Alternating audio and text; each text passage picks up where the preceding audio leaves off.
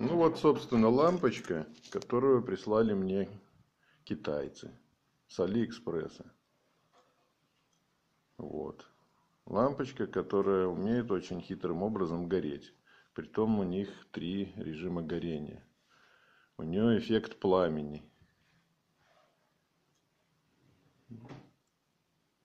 Ну, давайте посмотрим, что получится. Вкручиваем. 3 режима. Первый режим эффект пламени.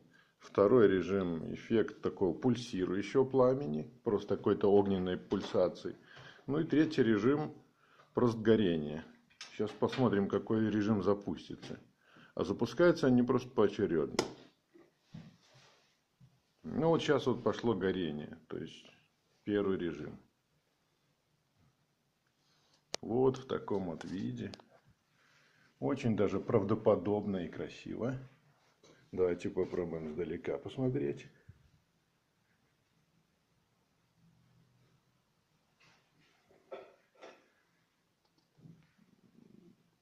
Тут не очень удобно смотреть с настольной лампой. Я потом вкручу в отдельный патрон под потолком. Ну, в принципе, немножко видно, что там какое-то пламя бушует. Другой режим переключается следующим образом. Выключили, включили. Он не включился, там что-то про 10 секунд было сказано. Ну вот. Просто горящая лампа. Вот в таком вот виде.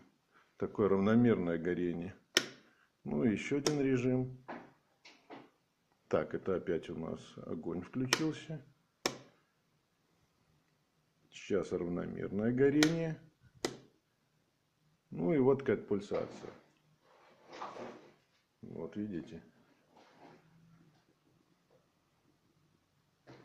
Почему-то камера мобильного телефона глючит. Немножко какие-то полосы пошли. Возможно, от этой лампы идет какое-нибудь чудное излучение электромагнитное. Но не знаю, не факт. Ну вот такая лампа. Режим огня.